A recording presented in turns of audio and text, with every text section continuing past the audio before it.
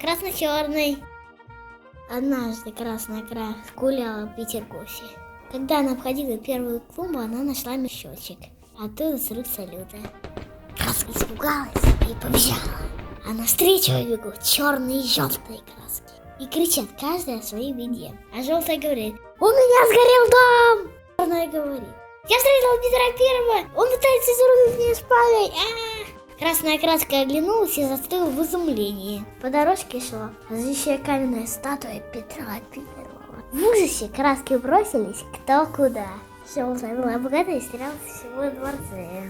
Красная и черная прыгнули в фонтан. И водяные струи окрасили в черные и красные цвета. Петр Первый подошел к фонтану, улыбнулся и отошел на свое место.